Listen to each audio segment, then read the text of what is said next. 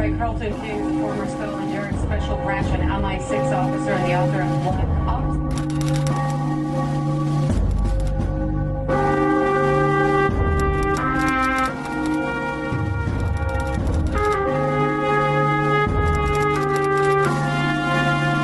I was undercover for Special Branch in a jihadi organisation.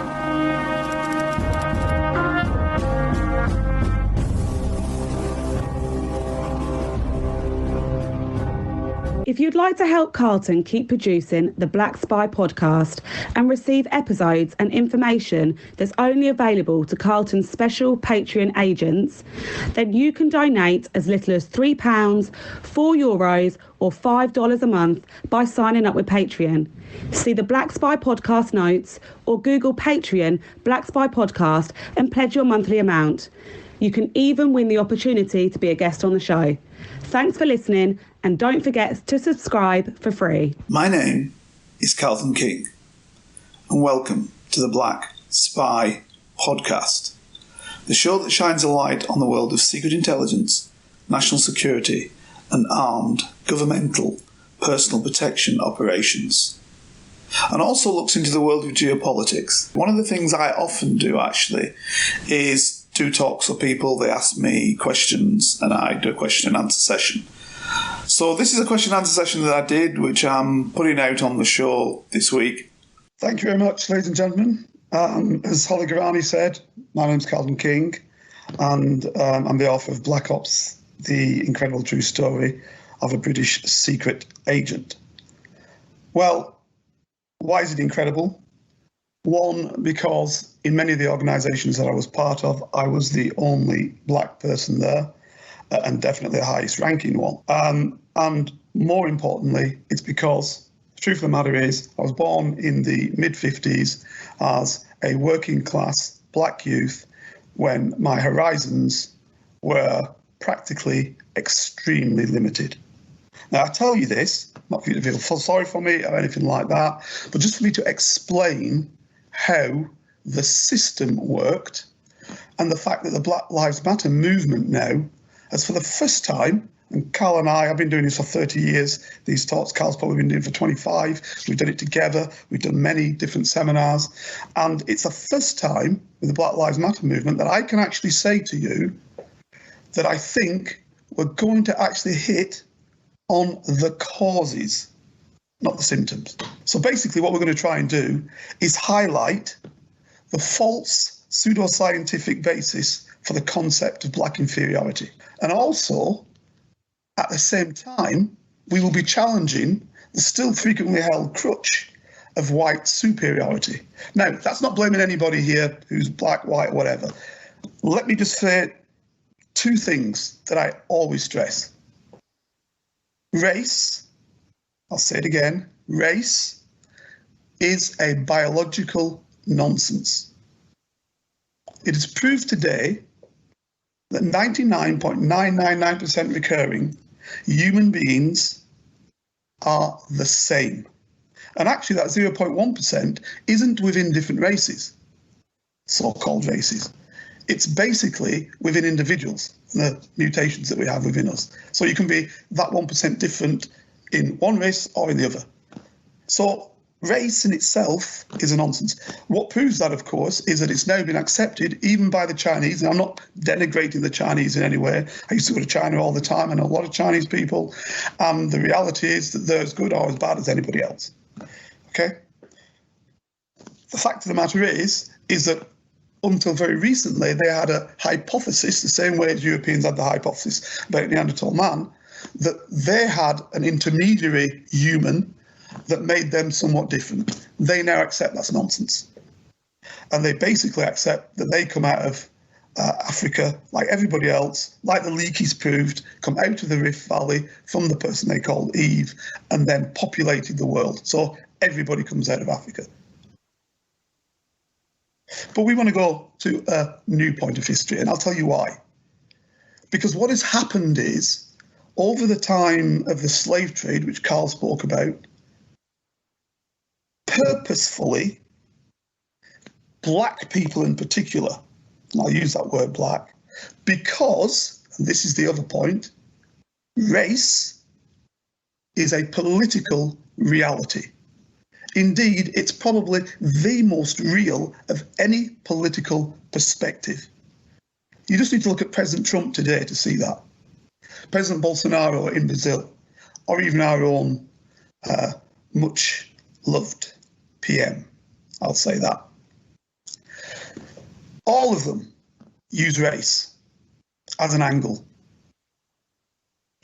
If you think back to post the Second World War, the Polish people, I'll say this very quickly, the Polish people were perceived as fantastic. They'd been in the RAF, they'd fought, everybody loved Polish people.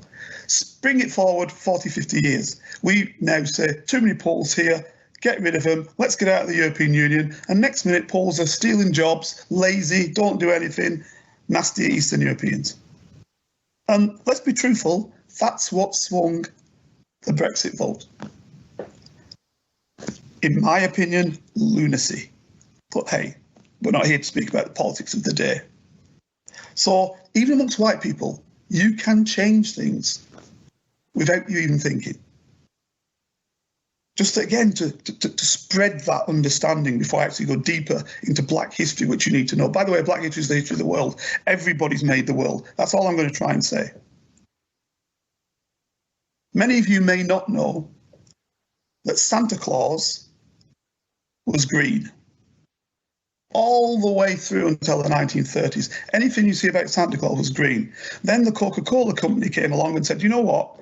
Our colours are red and white. If we make Santa red and white, it'll be great because every time it comes to Christmas, people think of Coca-Cola. That is how Santa Claus became red and white, his clothing. And so that's how easy it is to change people's minds and understanding. In my game, you call that psyops. So in the game I was in the intelligence, national security game. So let's get into the history, shall we? Very, very quickly to try and look at how we've ended up as we are. So Carl asked the question, what is race? Well, race basically was created by a guy by the name of Blumenbach. Individuals had created races before, but in the age of sort of enlightenment and beyond 1770s, Blumenbach came together, German, Swede, and he came up with the idea of these are the races of the world.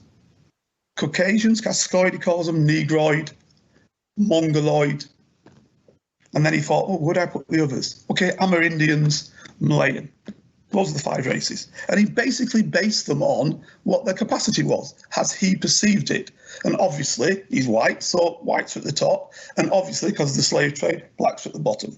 And in fact, if you see the drawing that he used to have, it shows the black guy with a tail like a monkey, which is what Carl's talking about, and that progressed on. So this was the perspective. But up until that time, frankly, up until the 15th, 16th century, race didn't come about in that manner. Now, as I'm saying that, I've got to clarify and be truthful. I don't know if any of you are musicians or any of you have got anything to do with the performing arts, but if you have and you've heard of a guy called Tupac, actually a great rapper and performer. He was also an intelligent fella. His mother was in the Black Panther Party for self-defense. And he clearly was aware of the great, we call them today Arabs, but I'll explain what that is, philosophers. One of them, Ibn Khaldun, this guy wrote a paper, a treatise, which said the superiority of the black race over the white race. This is in about the 4th century AD.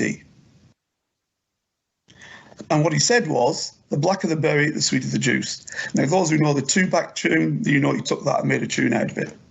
So it wasn't always one-sided, but it wasn't so fully embraced. So when Aesop, also a black guy, Arab guy, spoke about the same issues, he spoke about colour, but it wasn't perceived as the be-all and end-all. Slavery was had throughout all the world. In fact, the name Slav means slave, and they were white. It wasn't taken that for in perpetuity you would be enslaved. So this was a big difference with the African slave trade, because what it actually meant was that if you are a person who is enslaved in the United States, in the Caribbean, the particular Maryland law, whilst it was still a British colony, basically said the children of the enslaved mother will be enslaved in perpetuity. So that's the children's children's children's children. That was never heard of anywhere else. If you look at the Mamelukes example, who would take over Spain, Turkish slaves at one stage, they ended up running the empire. I can talk to you about many a person who've gone to the East who were enslaved. So let's take example Hannibal, or the Russians called him Gannibal. He was offered to Peter the Great by the Turks. He was a little black kid, about 9-10 years of age. Peter the Great loved him, adopted him as a son, and in the end, this guy became the ruler of the Russian armies. He was given the best education, sent to Paris, sent all around the world, because in those days, the Russian royal family spoke French, because French was the lingua franca. It was the language of the educated individuals. They thought Russian wasn't. So what this guy did was, he was given the best of everything. He married an aristocratic woman, and his offspring actually became members of some of the royal families of Europe, Sweden, and indeed into our own royal family. So you can see that even in later years,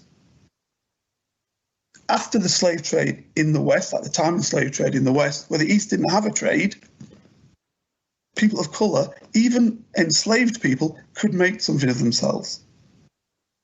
And the greatest example of that is the grandson of that guy, Gannibal, because I'll give you his last name. His last name was Pushkin. And his grandson was Alexander Pushkin, the most famous of all Russian writers, the guy who first wrote in Russian for the people. And Pushkin Square that sits in Moscow. The guy they talk about as a fantastic writer.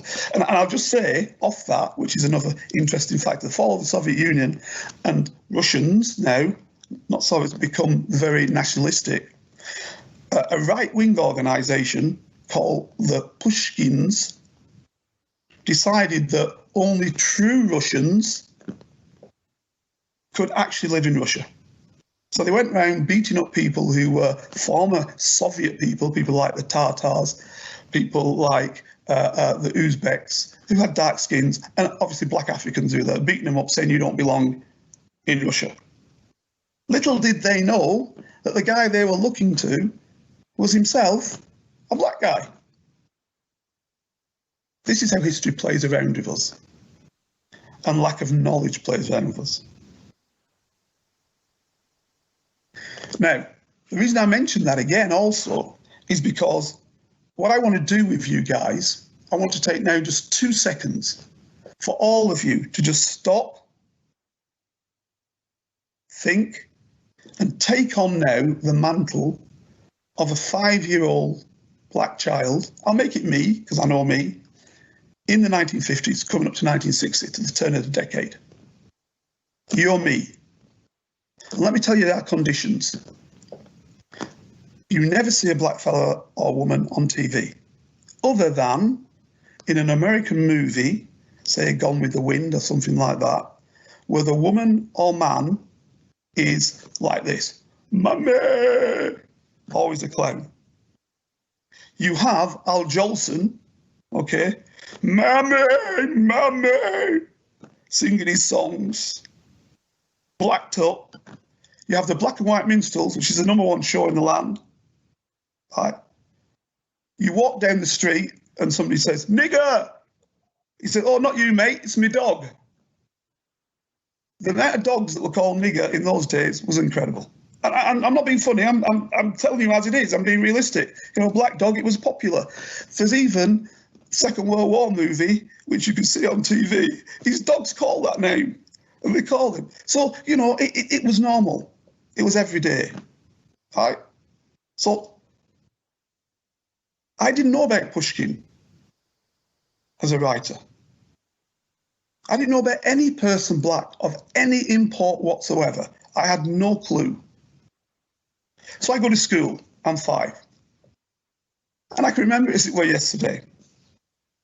Guy says to me, "Hey, Sambo," one of the lads in the class. Well, we were the only black people in the area. My father was a professional cricketer, and also at Sparks. My mother was a nurse. Good people.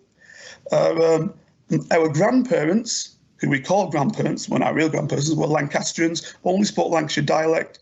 So when I spoke with them, I'd speak to them and I'd say, "How's that doing? Is that going up there? They're going by this end?" And speak all Lancashire like that. People used to laugh.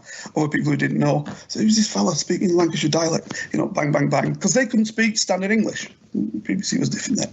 So that's how we spoke. So I had some good white people around me, good people. We had cousins, called them our cousins. They weren't our real cousins, but that's what we thought they were, because they were their children and grandchildren.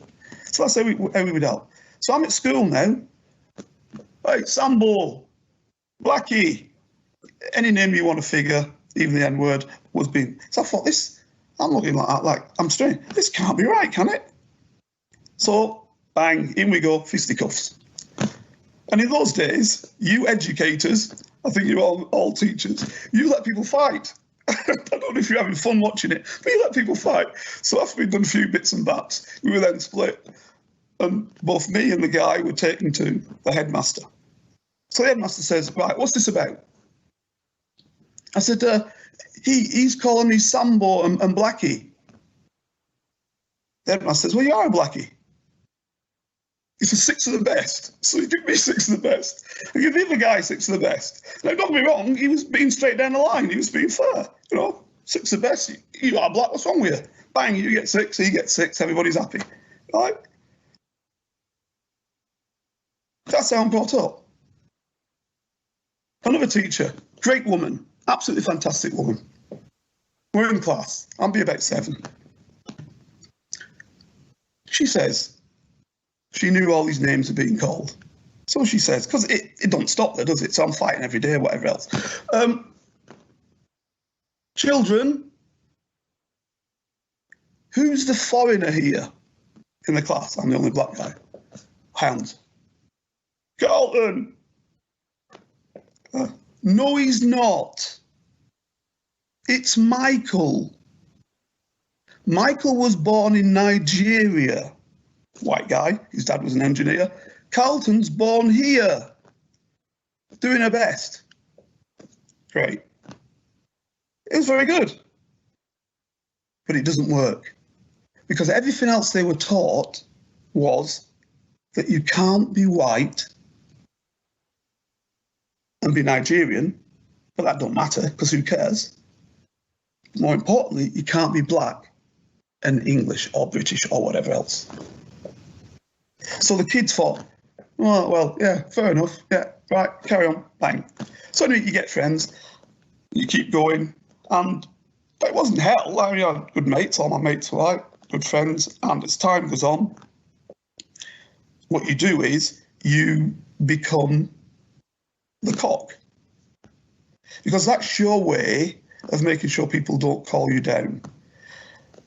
Now, luckily for me, it didn't mean that, because I wasn't in a city where that spread itself out and you get into more and more problems. What it meant is I could be the cock, but didn't have to stand fighting every 2 weeks with other people other than those in school. Because that's the route that leads you down to criminality, you see. And before you know it, you're then labelled. Luckily, I wasn't.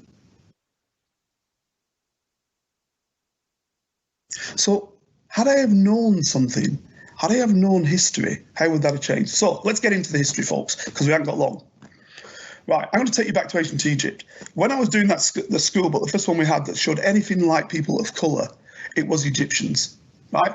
And what we were taught was that black Egyptians were slaves and the rulers were white. That was the pyramid we had. Soldier, merchant, priest, pharaoh, right? Total and utter nonsense, right? In the 1970s, the UNESCO came together and said, we're going to rewrite the history of Africa. And they got all the top scientists together and they started to rewrite the whole of the history of Africa. The first problem they had straight away was the people in ancient Egypt. Why? Because who controls ancient Egypt controls the history of the West. because all of the other great powers learned from ancient Egypt. Its science, its building and architecture, its military capacity, everything comes from that area. So clearly one needs to take that and rule it. This is what your man wanted to change, one of the things. So he had all the best people from around the world. And a big argument ensued between the different people. Now, one scientist, to give you an example, I'm not going to go through it, you can get it out yourself. And by the way, do not take what I say as gospel. What I want you to do is I want you to go to the museums, look up in the history. Now it's the internet, so it's dead simple, and see what the history is of the world. But basically, one guy called Professor Severin, a major Egyptologist from Sweden, basically said, right, the situation is thus. Up to the 25th dynasty, which is accepted to be black from Kush, other than that, they're all white. All the pharaohs, all the leaders, everything was white. Yeah. Although, this is what he states, and it's written down, you can see it on paper, please look at it. Although their skins may be dark brown or even black. I'll say that one more time. They're white, although their skins may be dark brown or even black. Now, let's go back to Maryland that I spoke to you about before, about you being in perpetual a slave. They also made another enactment there to start off with, and then it went out throughout the South and in fact in the North also. It's called the 1 drop of blood. And the Americans said that 1 drop of blood, of black blood in you, meant you were black. And some of them codified it even more, i.e. put it into law even more, codified it. In some states it was 1/64th black blood, you were black, and in other states it was 1/32nd, you were black. And in the north it was 1/8 octoroons, they were called. Okay, in some places, not everywhere. Mainly they were 32nd or 64th. So that's what black was. But somehow when it comes to Egypt, it isn't. So I ask the question, how does that work? Let's move on. So if we want to go through Africa, we can talk about Ethiopia. We can talk about what Ethiopia became Abyssinia. We can talk about Mooritic societies. We can talk about going over to West Africa, the great empires of Mali, Songhai, Cameroon, Baku. Those are great, massive empires, as bigger, much, much bigger than Europe. Empires run by individuals. So much so that Mansa Kankan Musa, the emperor of that, when he did his Hajj from what is today parts of modern-day Ghana, Nigeria, up into Morocco, that was all his area. When he did the Hajj across, he destroyed the gold standard for apparently 15 or 20 years afterwards. He took so much gold with him. He was that wealthy. And that's why European maps at the time, Portuguese and Spanish, show him holding the world, a golden globe in the world in his hands. And they said, this empire is one of the greatest in the world. Okay? We can go down south to Monopapa, which is basically the area of Great Zimbabwe. It's a massive building in a massive area that's been put out. Europeans said that couldn't have been built by Africans when it was found in the 19th century. We can go again into Central Africa, into Congo, areas that were built. We can go around that whole continent and we can see how blacks were very capable before the trade.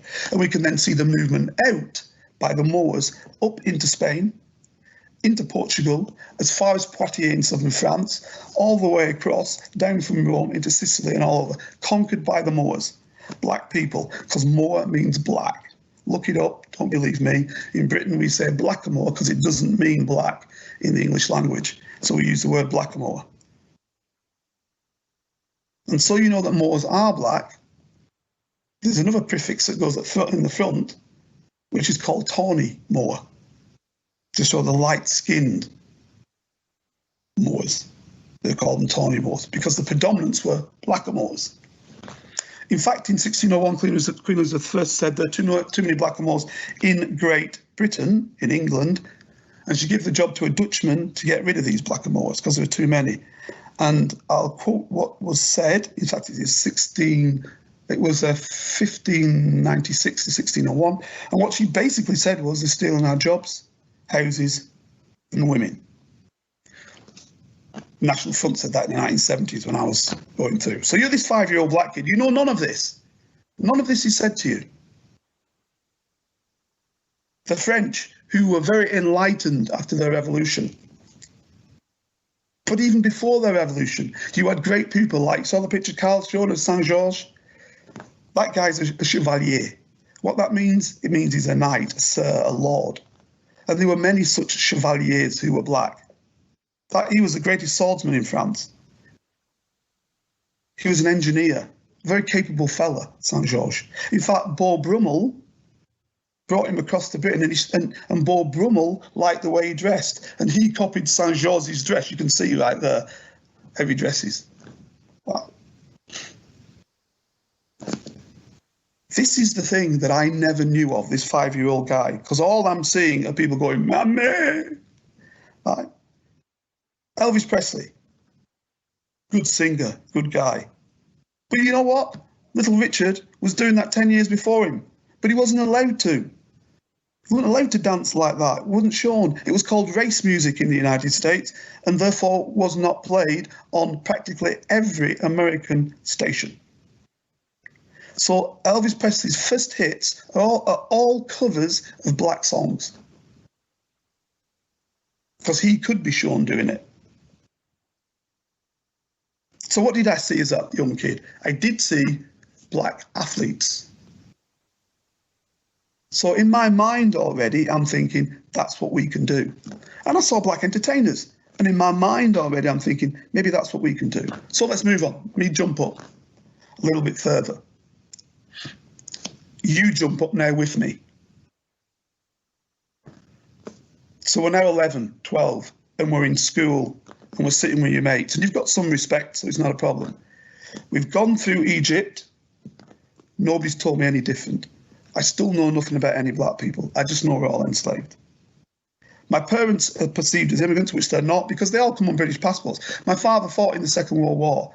You know, when you see the Windrush, this is something I should hit onto, be aware that those people in the Windrush, 70% of them who came off that Windrush were serving servicemen or ex-servicemen who'd been in the RAF, the Royal Navy, the British Army. Every one of them had a British passport. There was no other passport in the Caribbean. It was a British passport, and all it said on it was United Kingdom, British colonies, and underneath it said wherever it was, Barbados, Jamaica, whatever it might have been. And by the way, the same went for India, right, up until 1948, and they took their independence. And be aware with that, by the way, that when Neville Chamberlain, who I think gets a bad rap, tried to keep peace, and then I had to, in how he perceived it, had to declare war on Germany with France. Note, Britain and France declared war on Germany, not the other way around. So Germans did not, if you want to put it theoretically, start the war. Yeah, okay. When they declared war on them, what he said was, so the United Kingdom and colonies are now at war. So Britain never stood alone, because you need to understand that when Britain entered that war, Britain controlled a third of the world's landmass and more than a third of the world's population. So I'll say that again. A third of the world's landmass was controlled by Britain, and more than a third of the entire world's population. Every one of those people were at war on the side of Great Britain. That is why 2 million Indians lost their life in that war by starvation, because the food that should have been kept in India went back to the United Kingdom. Okay, this is how we're all interconnected. But I knew none of that. So I'm still now, as you said, we're 11 now, and we're looking at the books. And I turn this book over. Oh no. And what I see is the slave trade. And early 70s, well, late 60s actually this was, women's breasts were never shown. Mary Whitehouse, you showed a woman's breast. Mary Whitehouse is going to be running down on you, slapping you with her umbrella and telling you it's outrageous. Now, there I see it. Manacle round the neck. Given the due, it did show that little kids were being enslaved as well. So, 4, 5, 6-year-olds. Don't think the slave trade was something that was just older people being taken. No, these are people who are enslaved, taken into a storage area, branded with red hot irons like a cattle, as to the owner who owns them, and then put on a ship. So we're doing this trade. And basically what we're doing about it is not Britain's part in the trade, we're doing Britain's part in stopping the trade in terms of William Wilberforce and then the Royal Navy looking at it. But I know it's going to be a fight for me because it's showing women's breasts and they're going to start talking about me, as they did. Oh, yeah, can I come round to yours, see if your mum's out? Oh, laugh, bang, fight. Zulu would come on television. That famous movie, Michael Caine. I've got no problem that black women are showing their breasts. But why are you stopping white women's breasts who are being shown in Saint-Tropez? All their breasts were bubbled out. They were never shown. You couldn't show it. But you could show on a Sunday afternoon, 2 o'clock in the Zulu, that shows that. And what it meant on Monday morning for me was that we were going to be fighting in school. Well, I was, because I'm the only black geezer. No, it was when my mates would be with me. So this is the point. This is how my mind is being orientated. But all along, everything I know is nothing to do with black. Now, as I said, I have no interest in race, but this is the funnel I'm in. And I accept the funnel. But you need to tell me about me, self, because it's about the world, our history, not just about one set of people. Now, what you need to be aware of is you're now trying to be me, you're trying to be in my brain, be you man or woman watching this now. Hopefully you're still trying to stay as I am. And I'm just going to give you 2 seconds to think to yourself, how do I change this? How can I be somebody? What can I do? What's my capacity? I don't know anybody. So let me give you a bit more about myself. I had and have dyslexia. So therefore, my brain says, well, you've never written any books, you sort of people. Maybe that's just because we can't write and we can't read. So you start to make the excuses. Had somebody have told me that one of my favourite books, The Count of Monte Cristo, The Three Musketeers, had they have told me that the guy who wrote that was a black guy, Alexandre Dumas. Alexandre Dumas' father was General Alexandre Dumas. He was another chevalier in France. And basically what this guy was, he was the general who actually took Napoleon's armies into Egypt when Champollion looked at the Rosetta Stone, and he's the guy who deciphered how Egyptian hieroglyphs worked. He came with Alexander's father, Alexandre Dumas, the general. He was taken there with him. He also fought unbelievably in Austria. And the Austrians called him, so you know he's black, the Schwarze Teufel, the Black Devil. So there's no hiding what he was. Now, spring forward, I'm in Austria, and I'm the English police person who is on a course in Austria, and it's basically a language and tactical course. So it's explaining to the Austrians how things function in terms of policing with people from many, many other countries. But what we're doing is, it's us, the Austrians, the French, the Swede, Finn, all from different organisations, high-level organisations. And what we're trying to do is for those accession states coming in from the European Union, into the European Union from Eastern Bloc, we're trying to explain to them democratic policing. So my terms is in intelligence, others is in other areas. So how you do it democratically. But you have to be a German speaker. And I was probably about the only fluent German speaker at that time in the police in the United Kingdom. By the way, that's not calling the police down, because all of the simultaneous translators, which I could do in the old days, probably still, that worked for the United Kingdom government were Germans. There was not one English person. And by the way, that's reflected in many other languages. So I'm there with this course, and French guys are there. We had a French, in fact, the chief of police of Paris was there as one of the people giving lectures as well. And I spoke about Alexandre Dumas, the writer, and said he was a black guy. And he and 4 other French were there from different parts, from the TSG, I don't know if that's the security service, and then others, started laughing. Ah, a black fella? Yeah, he was a black fella. No, come on, Carl, you're having a laugh. No, he's a black fella.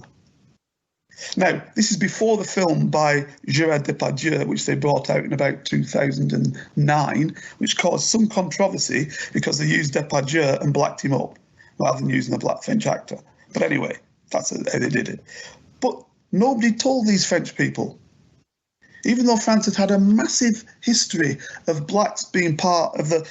Napoleon had 12 black generals. You know, his sister was married to a black guy, who was then given the role as King of Naples. So even these guys weren't aware. And this is what I mean, it's worldwide. You know, if any of you know dance, if any of you are into dance, okay, the tango, what do you think about straight away if I say the tango? That's a black dance formed in Argentina by the blacks who lived in Argentina down by the docks in Buenos Aires. Because Argentina was one of the major places of slave trading. You look today, you hardly see black people in Argentina. Why? Because they've all been bred out. But the first president of Argentina was a mixed race guy. We call him mixed race. The Americans would call him black because under the one drop of blood system. And that goes for the whole of Latin America. Mexico was a massive slave trading area. All of Latin America. Yes, you see it today still in Brazil, but, you know, people forget that it was in the whole of Latin America and the British Caribbean. For every one enslaved person sent to the United States, 12 were sent to the British Caribbean. The French Caribbean did the same, the Swedes in their areas, the Dutch in their areas, that's the Dutch Antilles, which is why you have so many black guys on the Netherlands team. This is how history of then and now is the same. But it's around the world. So this guy, me, at 13, knows none of this. This guy, me, at 17, knows none of this. I don't know anything. I can remember my teacher saying to me, listen, you do great at dance. Come to Manchester University with me. I'm 14. So I go to Manchester University, and the dance I'm talking about is modern ballet. It's Stravinsky's Firebird on wood. Right? So I'm doing this dancing, and she said, oh, you're brilliant. I'm going to put you forward to my old college, which is the London School of Dance. I'm going to put you forward to that. You definitely get in. Have you thought about what you might want to do? I think you'd be brilliant. You could do this. So she puts me forward. And then and she was quite young and funky because she was like a student. She'd done a student time, but she was just a first placement type of thing. So she was all up, you know, great, fantastic, brilliant, let's do this. I remember from Birmingham she was. And then 3-4 weeks, she didn't say anything. I said, miss, excuse me, you put me forward for that dancing stuff, didn't you? Yeah. I said, what's wrong? Oh, well, they said your body shape's wrong. I said, oh, what, they've been up to see me? No. Well, how do they know that? What, you sent a picture? No. Well, what is it? She's ashamed. She's obviously mentioned our baggies, and that's it. Bang. Comes back, body shape wrong, son, you can't get in the class. This is what it was like then. I was a disc jockey, and a good one. And I then girlfriend sends off, wife now, sends off to Stuart Henry, great DJ, fantastic guy. This is Stuart Henry coming at you. This is like, great DJ, right? So he listens to my tape. He says, oh, brilliant. You want to go for Radio Caroline or for BBC? So I put it into the BBC. Colour bar. That's what I used to call it in those days, colour bar. Can't get in. The guys who were with me, who were doing DJing with me, and I can name you some of them, you'll know them because they've made the radio. Bang, they make it. I don't. So that's 2 strikes. Now, as I said to you before, sport, hey, no problem for us, we're good at it, aren't we? We're an accepted route. So I'd been doing sport. And in the 4th year, I was made the school games captain for the whole of the school. Right? Unheard of. I've got the record for 400 metres, I've got the record of this, that, and t'other, blam, blam, football player. Great. So I think, brilliant. But I don't want to do that. I've got this notion of being an army officer. So it's 5th year, you go in and I say, I'd like to be an army officer. And the schools guy says, I think the army would be fantastic for you.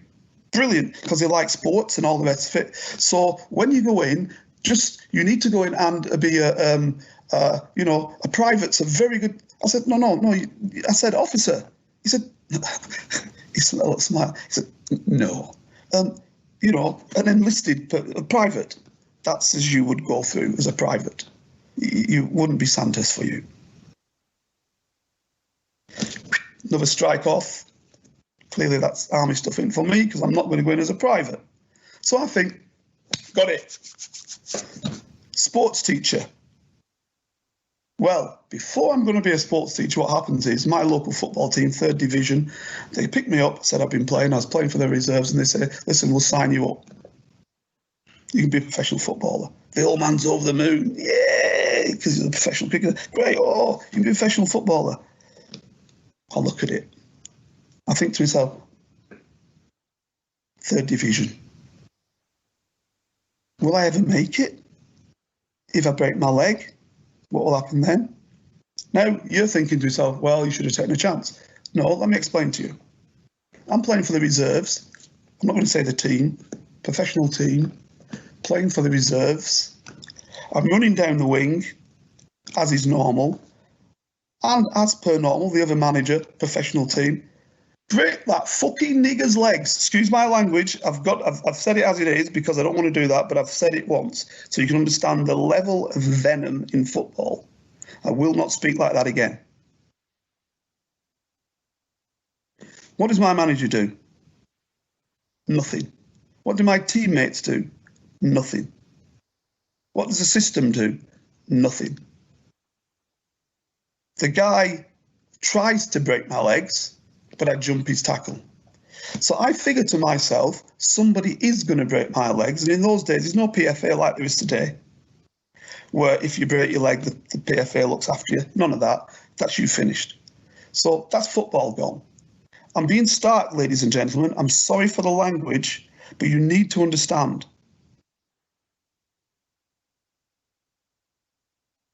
This is what we're talking about. So this is why I have this hypothesis. 2 things. One is called the talented 10. That 10% of the people, no matter what you do to them, they will make something of themselves. The problem is that something they make of themselves may well be criminal. So if you chop off all their avenues and they only see another way to make it is via the bad avenue, they'll do that as well. And that has happened too long in this country. So people are taking the bad avenue sometimes. Right, that's that one thing. The other thing is that there's a thing called the balance theory. And basically it's my theory, so you won't know it. And basically what it is normally there's an equilibrium. When you meet people, you have an understanding of the good they've done, the bad they've done, particularly if they're white, and you have an equal mind and you deal with them from that level. We go into unconscious bias and stuff like that. So you deal with them from that level. Unfortunately for black people, it's like that.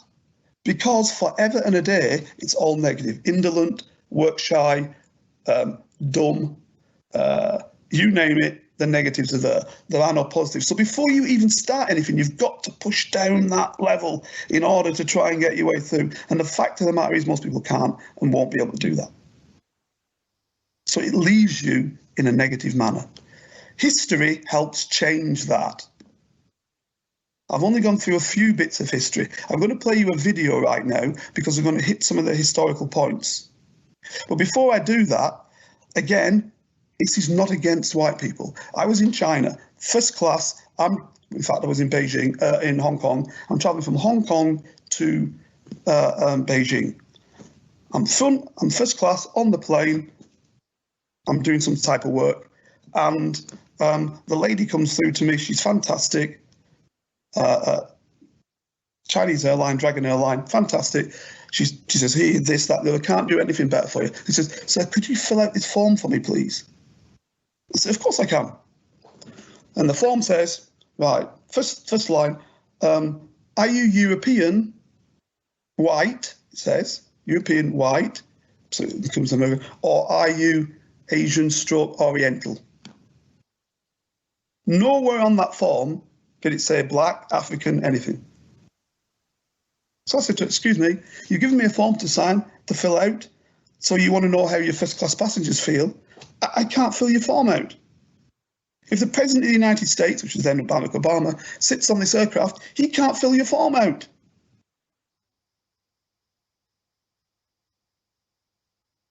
That's how the mentality's gone around the world.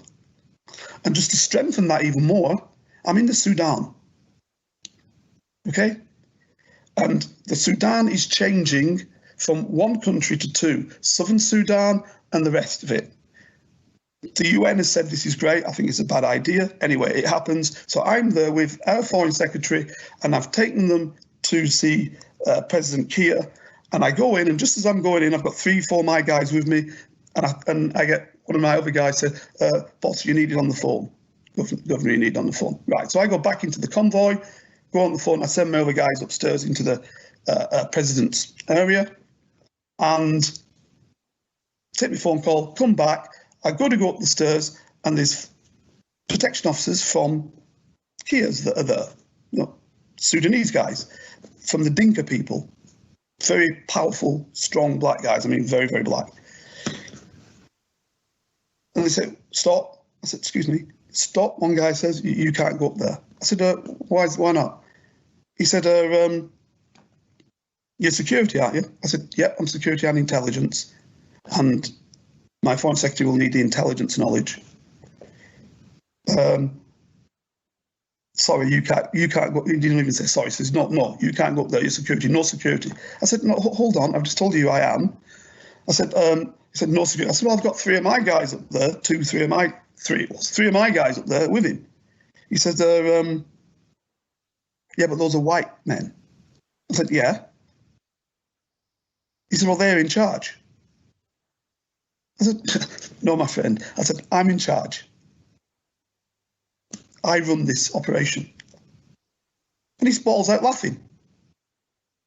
And he turns around, speaks in Dinka to his mates, and they all start laughing. So they're all looking at me and laughing, like I'm Benny Hill. So I think, what the hell? No. Those are white men, you're a black man. No. Oh, funny guy. Yeah?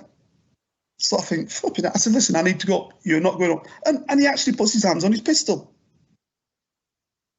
Right, so I think, what the hell? So I get on I said, look, I've got a pistol. So I said, listen, my friend, I got my gun here. I'm not going to go for any gun, just so you know. No, don't get jittery, you guys. We're heavily armed. Let me get my phone. So I get my phone and I phone up his home equivalent to the Home Secretary. And I say, listen, I knew the fella's name, blah, blah, blah. It's me, blah, blah, blah. Carlton, yeah. Can you tell your guys? So he gets on to them, tells them, and then the sheepish, they've been done over. So I go up. But this is what I'm telling you. It doesn't sit in one place. I was in Egypt doing a job, and I go into a restaurant. Okay, best restaurant in town. I'm meant to be a millionaire doing this job I'm doing, so let's just leave it at that. So I'm sitting, and I go into this restaurant. I'm dressed nice, everything. The waiter comes up to me, and he says, excuse me, sir, you do know it's £40 for the cheapest meal. I kid you not. I said, excuse me. He said, To save you embarrassment, good English, it's £40 for the cheapest meal. I said, excuse me, my friend, as I'm looking around it, have you said this to everybody else in this place? Or is it just me who you're saying this to? Just to save your embarrassment. I said, mate, I've got no embarrassment. Thank you very much, Paul. This is what you get around the world. Because that assumption has gone around the world that you're nobody. Are you still with me in your black experience, guys and gals? You're still feeling what it's like? Because this is what we're talking about. So I'm in Monaco, Monte Carlo, okay? And I'm with a British Prime Minister. And good guy, good person. I'm not going to say man or whatever, good person. And we're talking. And football's on. Love football. And he said, typical Arsenal, not a single Englishman on the team. And I said, well, there's Gibbs, there's Walcott. I can't remember who the guy he was at the time. They're all English people. No, Carl, they're West Indians. I said, hold on. Gibbs's mother and father are both English, right? Mother's from, mother's white, actually. Shouldn't need to say that, but mother's white. Same for Walcott, mother's white. Father's mixed race, Walcott. I mean, they're all English people. No. They're West Indians. I mean, and he nearly said, I mean, real English people. So when do we become English?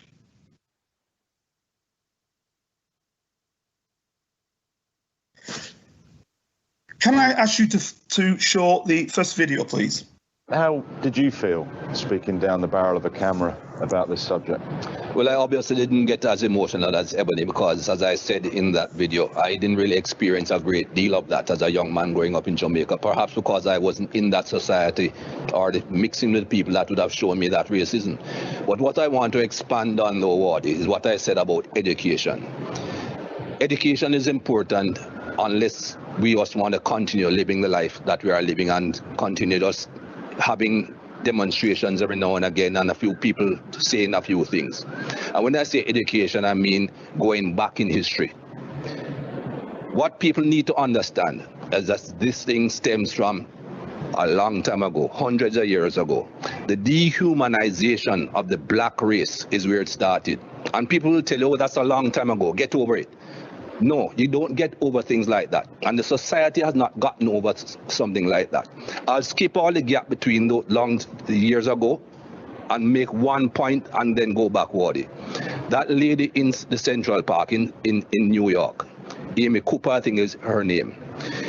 If she did not have in her DNA the thought process that she was white, this man is black. If I call a police officer, 9 times out of 10 he's going to be white.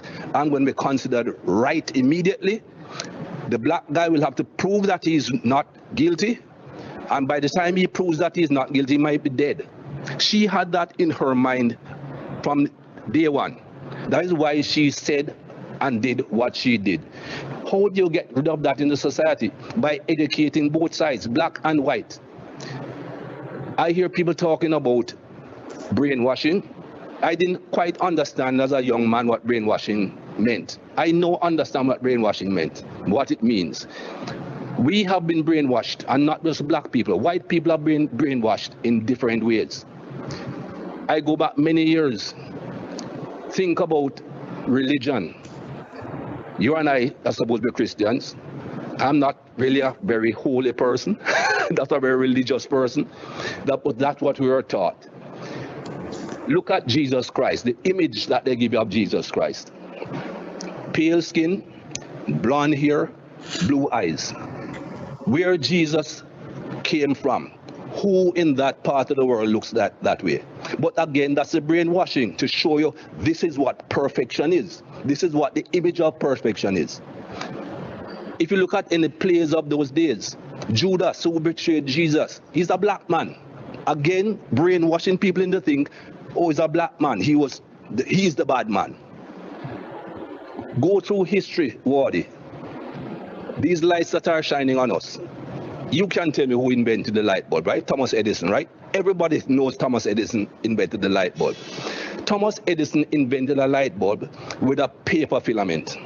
It burnt out in no time at all. Can you tell me who invented the filament that makes these lights shine throughout? Nobody knows, because he's a black man. It was not taught in schools. Louis Howard Latimer invented the carbon filament to allow lights to continuously shine. Who knows that? Everything should be taught. When you go back through the schooling as a young man, I remember my school days. I was never taught anything good about black people. And you cannot have a society that is brought up like that, both white and black, that only teach what's convenient to the teacher. History is written by the conqueror, not by those that are conquered. History is written by the people who do the harm, not by the people who get harmed. And we need to go back and teach both sides of history. And until we do that and educate the entire human race, this thing will not stop. They keep on telling me there's nothing called white privilege. Give me a break. I don't see any white people going into a store on Oxford Street and being followed. A black man walks in, somebody is following him everywhere he goes. That is basic white privilege. Whether that white person went in to rob the place or not is not going to be thought of that way. And things like that have to change. Right. That man was educated in Jamaica. So you see what I'm saying? Those Sudanese were educated in the Sudan. It doesn't change. Next slide, please. He spoke about Jesus Christ. That, what I'm showing you now and what you're all seeing, is the oldest known picture of Jesus Christ in a Coptic. It's in the Coptic Museum in Egypt. And you can go and see it. So this is what I'm saying. So that's what Jesus Christ was looking like as people perceived it before the slave trade. Next slide, please. This is a European version now of what Jesus Christ looked like before the slave trade, before the image that we all have of Jesus Christ. Next slide, please. Now, in 2001, the BBC and French 3, which is the national broadcaster like the BBC, they wanted once and for all to say, what does Jesus Christ look like? So they went to Galilee and they basically got skeletons from the time of Jesus Christ and they reproduced it with the assistance of people from top universities. And I used to know what the universities were, but 3 of them here in the UK, and particular individuals who reconstructed what Jesus would look like. And this is the image they came up with. Next slide, please. Again, the BBC, and they're like that, the BBC sometimes do some very, very good work. What they wanted to do is look how the first Britons may have looked. And so this is Cheddar Man. They reconstructed him, and that's the reconstruction. You can see it, as I said again before, please do not take my word for it. Look all this up. It is all available for you to see. It is, you are the pedagogues. This is what Holding was saying, that great cricketer. It's up to the teachers to teach, to let people understand where we are. That's the only way to change the problem we've got now. The only way. Okay, so this is the first Britain. And I read a book many, many years ago called Ancient and Modern Britons by Sir, forgot his name. Anyway, written in 1865. No advantage for him writing it whatsoever. And he said the first Britons were black, dark-skinned. So it was known about. It's just been hidden. Next slide, please. Roman era Britain. This is AD 260 to AD 300, around that area. She is a Roman because Rome encompassed all of many, many areas. And of course, Rome had fought battles with states in North Africa, particularly the Phoenicians, and they'd incorporated them into Rome. So these peoples, and North Africa isn't there, people of North Africa weren't as they are today. they were much darker in most times. So this is a Roman woman said to have been born actually in southern England or potentially in northern Europe. She sits in the museum in Leeds right now. She was a very wealthy woman, and she'd been buried with lots of her wealth. That's how you know she was very wealthy. You need to understand that when Carl showed his pictures earlier on, he showed a picture of Emperor Septimus Severus, who died in 211 AD and is also buried in Rome, and he had with him Legianus Africanus, up to 50,000 of these African people who the soldiers would have mated, and in fact others, like she clearly was not a soldier, would have mated with the local people. So if you look in the DNA today of people up in Cumbria, up in North Yorkshire and all around that area, there's African ancestry in them. Next slide, please. This is the first black queen. This is Queen Charlotte of Mecklenburg, grandmother of Queen Victoria, George III's wife. You can see, well, I don't need to say what she is. Now, some of you may not see black there. I clearly do. So as and when Meghan came into the royal family, people say, no, it's the first member of the royal family. No, it isn't. This was potentially the first, but probably not even that. Probably the Braganza was there as well, because most of the Portuguese were mixed with the Moors. Thank you very much. If you'd like to help Carlton keep producing the Black Spy podcast and receive episodes and information that's only available to Carlton's special Patreon agents, then you can donate as little as £3, €4 or $5 a month by signing up with Patreon. See the Black Spy podcast notes or Google Patreon Black Spy podcast and pledge your monthly amount. You can even win the opportunity to be a guest on the show. Thanks for listening, and don't forget to subscribe for free. Here is a working class spy telling his stories, the secrets, the lives of spies. Feel free to message Carlton King on all socials and give this show 5 stars on Apple iTunes and subscribe so you never miss a single episode. For your ears only. More than a quarter of a century, I was a member of Her Majesty's Secret Intelligence Service.